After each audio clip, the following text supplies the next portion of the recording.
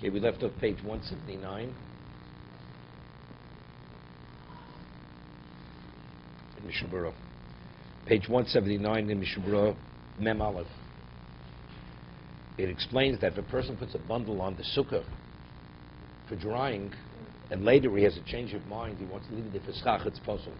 Since it was put b'pisul, that's the words of the Mechaber, it was not put in a valid context. What's pisul? Because it wasn't put there for shade. Sukkah means where the roof was put for shade. So then the Mechaber says if it's less than 25 reeds in the bundle, it's not classified as a chavila. Shlomo mutal sachab l'chatchila vein tzorach la'atir osa. B'shnei rosheo v'im kshoren be'emtza havi agat eged l'cholin l'tatlo. But if it's tied in the center, it's called a bundle. So it's interesting. So there's an easy way to do it. If anything less than 25 is not a bundle, so if that's the case, when you put away the stuff every year, just make sure there's less than 25 bamboo poles in the bundle. So then you could even take the whole bundle, put it on the sukkah, and not even untie it. So after sukkahs, you just take it off again, just store it away. Yud Zayin.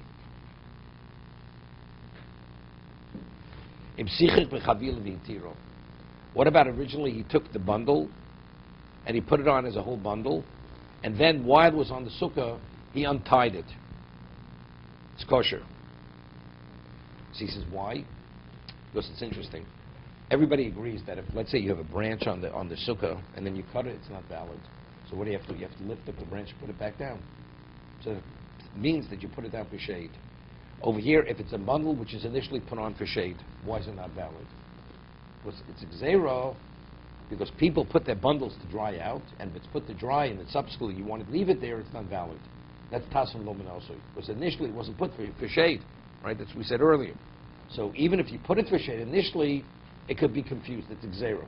We're concerned if we allow you to put for shade, it'll be confused with a situation where initially he put it to dry. Correct? That's the reason. No. But not all of them. The ones that fall to the side is one thing. But what about the one that's the bottom ones? They're in place, right? So the Mechaber says, "Kevan she'en isura ela mishum gzeira." Because what's the prescription? Because of confusion. Really, there's nothing wrong with this. Because this could be confused with something else. We'll see. But what about initially the bundle was put there for drying? So there, on a Torah level, it's not valid. Right? There you have to actually lift it up and you have to put it down. If initially it was put to dry. But it's interesting. So let's ask a question. What's the halacha? Well, over there's no way. It's not real for barrel. You have shivrei kelim. You have a vessel, then it breaks. So we said you're not permitted to use the parts, the material for schach. Because originally it was what? It was a kli, which is makabel tumah. On the Torah level, it's not valid. So over there, what is it? There it's rabbinical. There it's doraisa. Right there it's a gzeira dora. Because if you use this, you may use that. Here with the bundle, this bundle was put. This bundle has no relevance to anything else because it was put for shade. So the whole thing's drabanan. You know what this is similar? This is similar we discussed. If you have a kneading board, a kneading board's only makabel tumah drabanan, right? Because a kneading board doesn't have sides to it. So why is it when it functions as a kneading board, why is it susceptible to tumah? Because it has a capacity to contain, although it has a semblance of a capacity. Because of the width of the board, you're able to knead on it. So although on a Torah level it's not a kli, because kli means it has capacity to contain. It has to have walls to it. It doesn't have walls. Rabbinically, we say it's tummy. So if you put a kneading board on the sukkah, rabbinically it's not valid. Because it is rabbinically, now it's makabel. What about if the kneading board breaks? So we said earlier, b'di'evet, the halacha is b'shas adchak. If you put that on the sukkah, it's valid schach. So the question, but shivrei kelim, but this was a kneading board. This was makabel tumah, he says, because the tumah originally, what kind of tumah was it? It was only rabbinical. It was a gzeira because of regular kli. As a result of it, therefore, if you have no choice, you can use the material of broken kneading boards as schach. Okay? So it's similar to that. Let's see the Mishna Berura. Yud Zayin. Tasa. That's the tasa. It's not the ones that fall to the side is one thing, right? But what about the ones that are on the bottom? They're still in place where you put it originally, not for shade. Okay. Kevon. He says it's not comparable to the case where you snip the branch.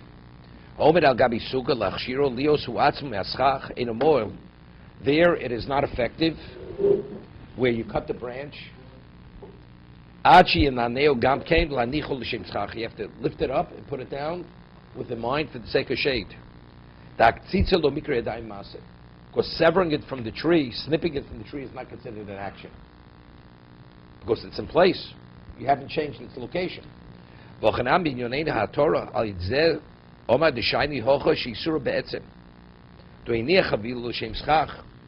Here, when he put the bundle, it was put for the sake of shade. So why is it not valid? Because this could be confused with something else. But although there's nothing wrong with this, there,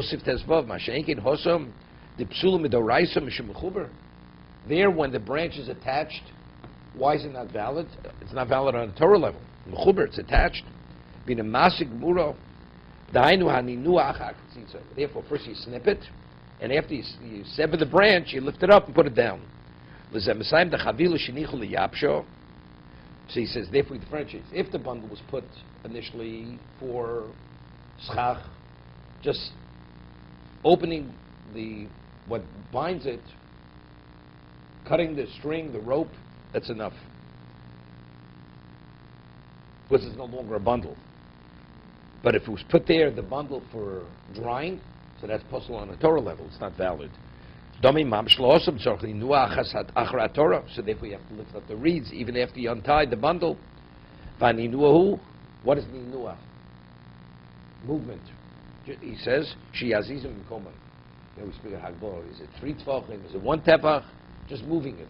It's in one location, move it over to the side, then you can move it back. That's... But wherever it originally was put in its location, not validly, you just have to move it slightly. So now, where it's now, it wasn't before. So therefore, now it's providing shade for that location.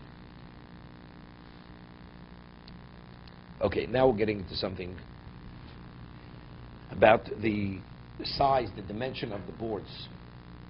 Again, rabbinical. These are all Mishnayos and Sukkah.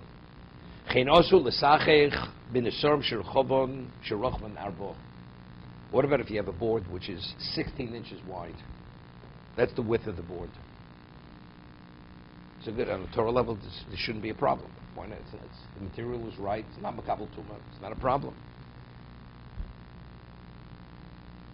You're not permitted to use afilu hafochon al tzidon. Shein be'marbo. Let's see, the width of the board is what? Is 4 tefachim, 16 inches. But when you put it on the sukkah, you're going to put it not widthwise. You're going to put it on the side. Let's say you have a board which is 2 by 16, right? The width is 16, but the thickness is 2. So you're going to stand it up. It's going to be standing up, lengthwise up. So therefore, in terms of what's covering the sukkah, only 2 tefachim are covering the sukkah. 2 tefachim is not a problem. It doesn't make a difference. But since the board is a board which is normally used for roofing in a permanent residence, because we're concerned if you use a board that wide, the person says, you know what, I have to go to my sukkah. I might as well stay in my house. That's called diras keva, because it's regular building material. As a result of that, rabbinically we invalidate it. So since it's the same board, even if you stand there on its side, which is only 2 tefachim, because since factually it's 4 tefachim, it's a problem.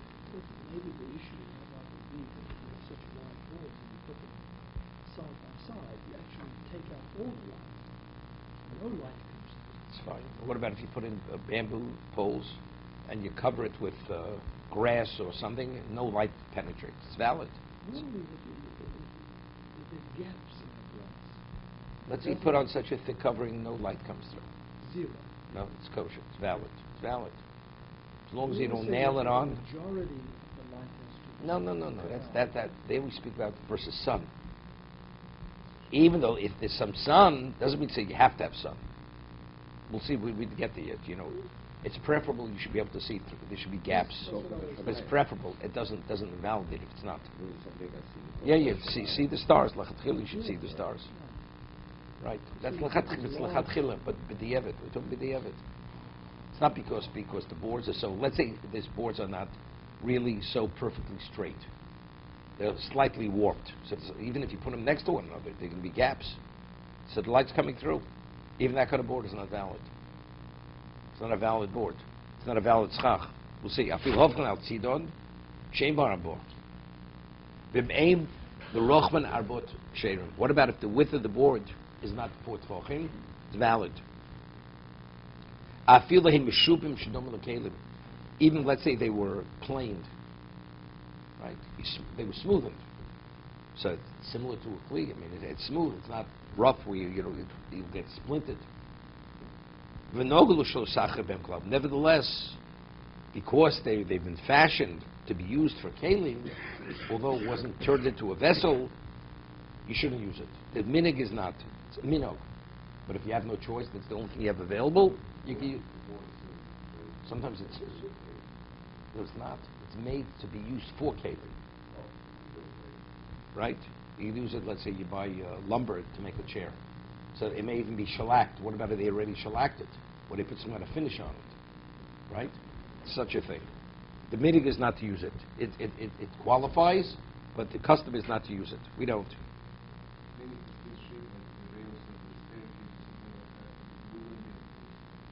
There wouldn't be a problem because first that's mechuber. It's mechuber.